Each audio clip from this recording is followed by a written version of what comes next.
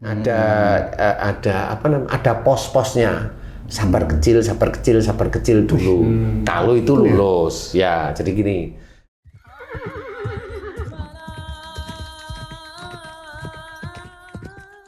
Bismillahirrahmanirrahim. Assalamualaikum warahmatullahi wabarakatuh. Waalaikumsalam warahmatullahi wabarakatuh. Para pemirsa dan sahabat beriman dimanapun berada, kita jumpa lagi di Ustadz Danu Official Channel.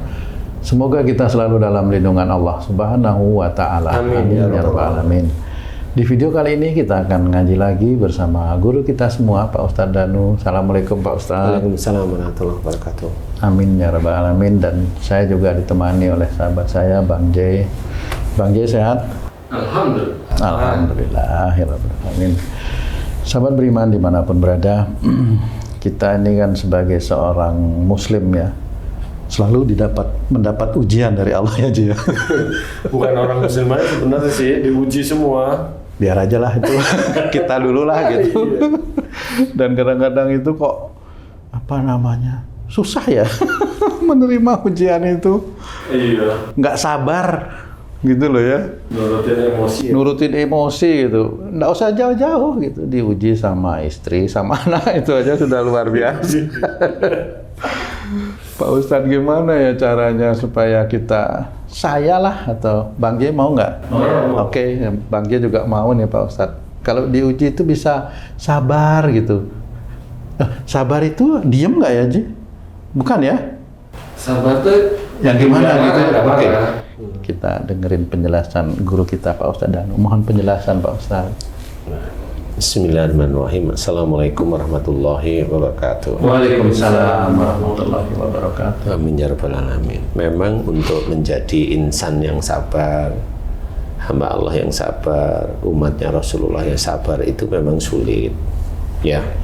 Jadi istilahnya kalau dalam Quran ceritakan wasta'inu bis-sabri was-shalah, itu harus difahami. Mintalah pertolongan kepada Allah jelasnya ya, dengan sabar dan sholat. Sabar itu harus berpikir, tetap ada unsur-unsur syariat yang masuk dalam pikiran kita. Kemudian diuji dengan apa? Kamu dimaki orang, ya, kamu dimaki orang dengan kata-kata yang tidak enak. Nah, kamu harus diam dulu. Kenapa saya dimaki orang? Kayaknya saya nggak salah, kayaknya kan menurut kamu. Kalau kamu ada saya santai aja ngomong. Kenapa kamu ladenin? Dan minta maaf aja, paling begitu. Nah, nanti kamu bisa tanya, emang kenapa saya nggak boleh ngeladenin? Lah kamu sering maki istrimu, ngapain kamu dimaki orang kamu ladenin? Gitu ya? Kan gitu. Balasannya dimaki orang lain malah. Nah, iyalah. Bukan dimaki istri lagi. Iya. Gimana nih Ji? Jadi semua persoalan itu adalah ujian. Jadi kalau kita itu tahu ujian, mulailah kita berpikir yang baik. Diuji apa ini? Itu ujian. Harus dipikir bahwa ini dari Allah Ta'ala menguji saya. Kalau kamu dipukul orang, berarti dulu kamu pernah maki orang dengan keras, dengan kaku, dengan emosional, atau kamu pernah mukul orang dan sebagainya. Dan di titik itulah kamu akan dibalas oleh Allah Ta'ala dengan ujian yang seperti itu. Ujian dari perbuatan kamu sendiri sebenarnya. Itu ujian namanya, sama itu ujian. Orang kesenggol mobil itu ujian. Bagi kamu juga dulu sering menyenggol mobil orang umpamanya. Ini yang harus kita pahami itu seperti itu. Jadi semua yang ada di sekitar kita itu menguji kita. Coba kita terapkan. Pelajaran agama, syariat-syariat Islam, hukum-hukum, bagaimana kita itu dengan orang lain harus berkata yang lemah lembut, baik, dan sebagainya. Kalau memang kamu tuh kalau ngomong ngotot aja, lah kan nggak bisa. Ya kamu nanti diuji dengan tipe yang seperti itu. Insya Allah akan diuji dengan tipe seperti itu.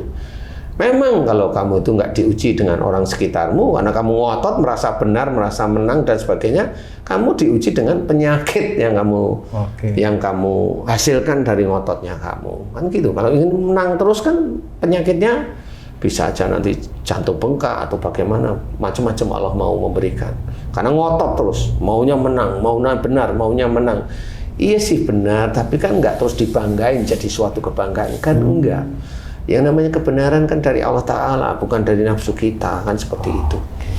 Jadi jangan lakukan bahwa bagaimana kita itu harus sabar, ya seperti itu dulu. Harus seperti itu dulu. Ujian nggak bisa jalanin ujian, saya sabar, nggak bisa ujian, ya sabar saya. Diem lah, itu kamu bukan nggak sabar, itu namanya emang kamu nggak ngerti. Bener. Ini saya masuk dalam sabar apa enggak ya dalam di rumah tangga ya Ustaz ya. Selama ini saya berpikir misalnya istri marah segala, aduh apa sih, pokoknya apa aja dia mau marah. Cuman saya berpikir supaya saya nggak marah balas gitu, saya hanya berpikir oh dia belum tahu. Pokoknya apapun yang dia katakan karena dia belum tahu. Pertama belum tahu kalau marah kepada suami itu dosa besar, jadi dia nggak tahu. Jadi saya cuma berpikir tunggu dia marahnya reda aja baru dikasih tahu. Jadi apapun yang dia marah segala macam, saya anggap dia belum tahu. Apakah itu bagian dari sabar, Ustaz? Ya, itu bagian dari ritme sabar. Jadi proses aja dulu, karena pada hubungan suami istri ini sabar itu tidak gampang. Iya, Lebih sulit, Ya. lebih sulit ya, lebih dramatis istilahnya. Jadi itu kalau di dalam rumah tangga itu ada drama sebenarnya. Drama itu kan bentuk sabar, itu nggak bisa langsung dapat lulus gitu loh maksudnya itu. Karena tiap hari ketemunya itu Pak. Iya, iya.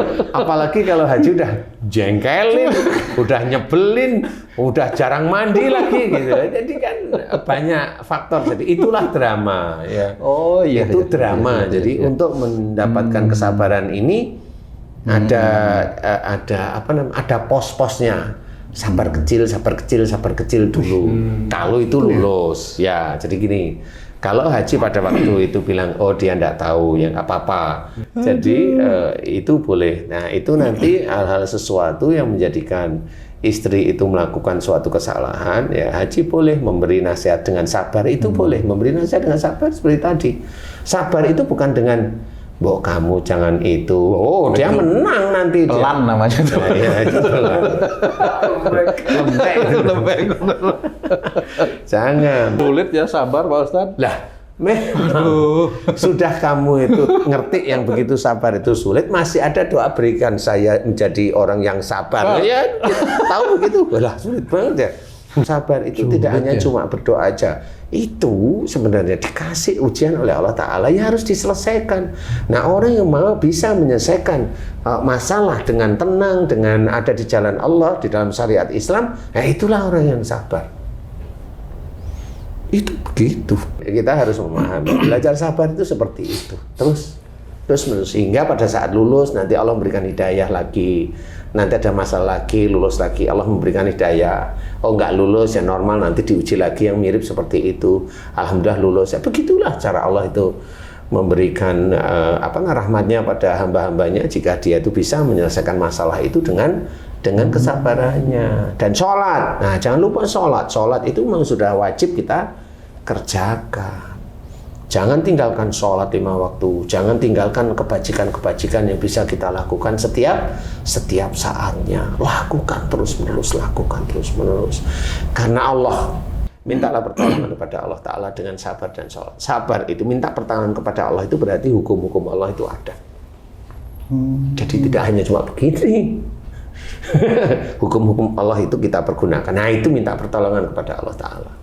Dengan sabar, lakukan ujian yang kita hadapi itu dengan syariat agama Islam. Dan sholat, lakukan kebajikan selain sholat 5 waktu, selain puasa di bulan Ramadan, selain yang baik-baik semuanya, lakukan kebajikan semuanya lillahi ta'ala. Seperti insya Allah dilindungi kok kita. Ya, insya Allah dilindungi. Insya Allah seperti itu. Jadi ya belajarlah seperti itu. Mudah-mudahan ini manfaat. Bagaimana cara sabar seperti itu, hadapi semua ujian itu dengan syariat agama kita.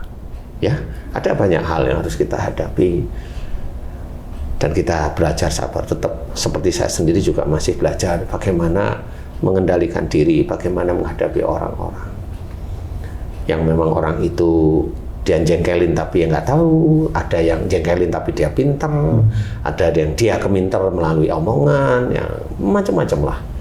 Ya, begitulah kita harus belajar, dan pelajaran itu terus kita lakukan sampai kapan? Sampai Allah itu mengambil roh kita, nah itu baru selesai ujiannya.